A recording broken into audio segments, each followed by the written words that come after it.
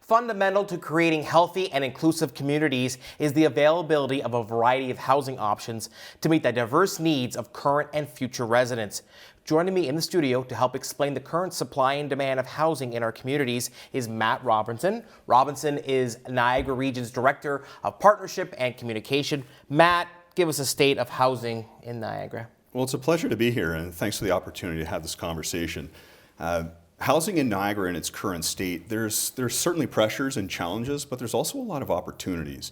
I think it's important to point out that the pipeline of development, the pipeline we have of approved units, it's robust. But I think it's also challenged by the fact that there are market forces that really do sort of inhibit ability to bring those things forward. And we're talking about materials and labor and tariff uncertainties.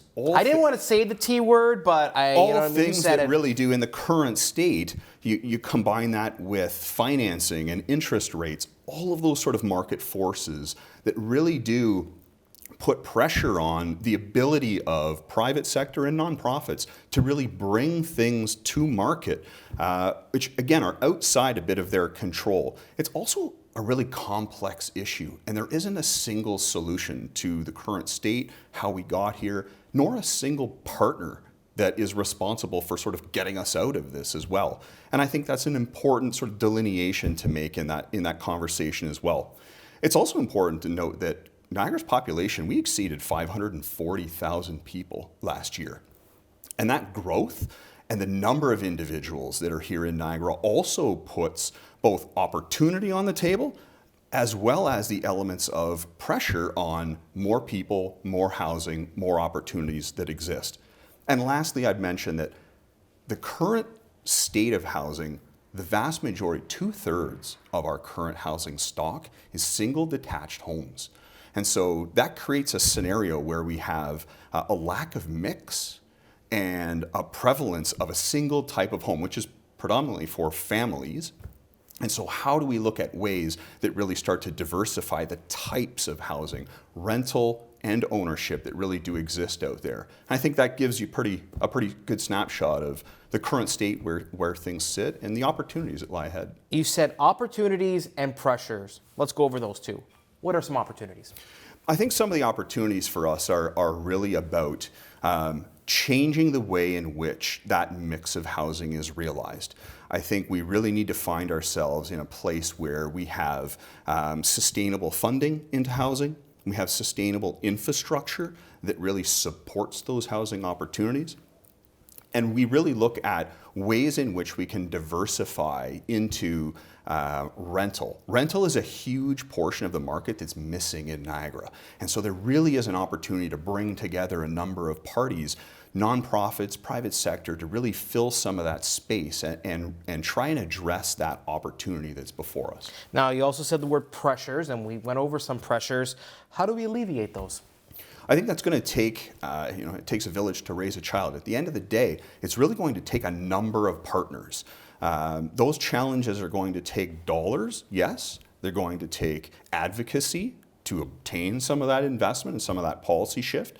It's also going to take a number of initiatives that bring together government, bring together private sector, and different levels of government, all coming together in that space to really try and deliver that. Different levels of government. Let's talk about the region. How is it involved in housing?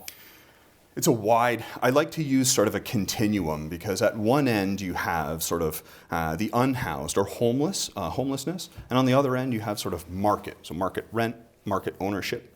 So the region plays a role in the homelessness space, in providing shelter to unhoused individuals.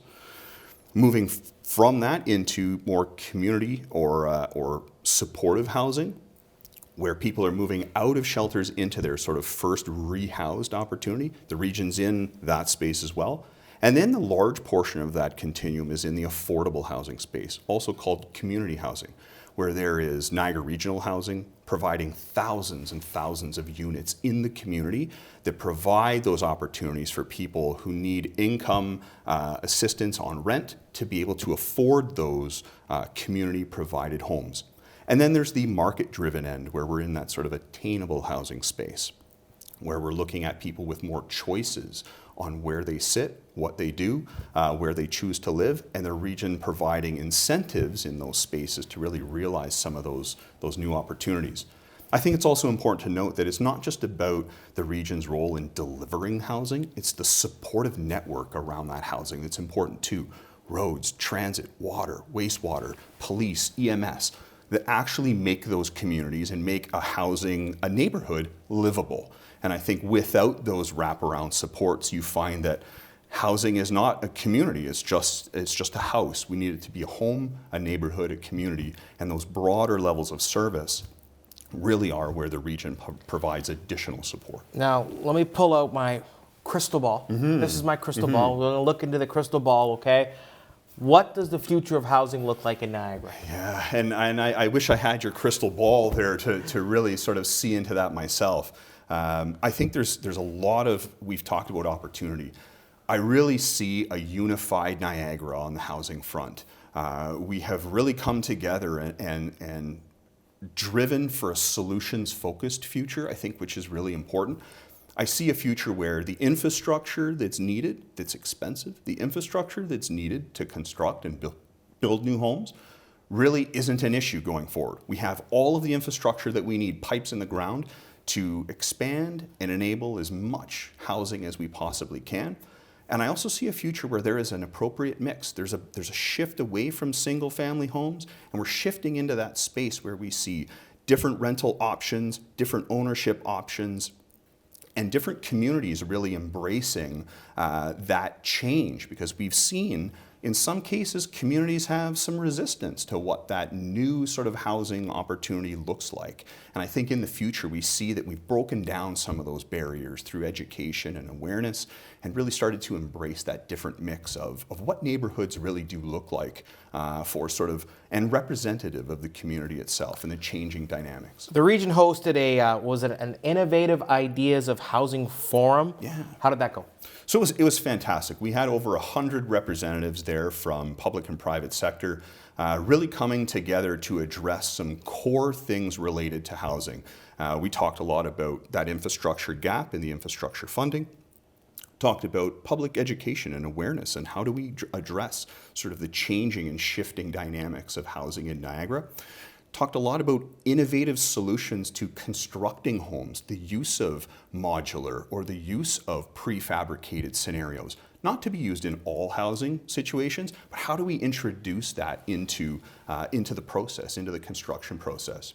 And then lastly, we talked a lot about approvals and process, which at times can be inhibitive to the process, but also it's part of bringing about that consistency and accountability. So how do we manage sort of the time that it takes to ensure that consistency in development, which aligns with some of those market pressures. So as market pressures are improving, how do we ensure that the process is allowing us to collectively, public and private sector, sort of find that sweet spot to deliver all of this opportunity? I used to work alongside the Milton Mayor, Gord Krantz, Canada's longest serving mayor, and he told me once, if you don't change with change, change will change you. So I think change is a-coming. Is that right, Matt? I would say change is a-coming, and I think we've brought the right people to the table. The community is having an active conversation about this, and I love the fact that these kind of continuing conversations with various partners at the table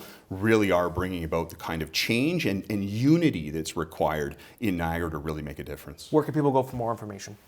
You can go to niagararegion.ca. You can also email us at attainablehousing@niagararegion.ca as well. Change. If you don't change with change, change will change you. Remember that, Matt. I will remember that. Thank you very much. All right.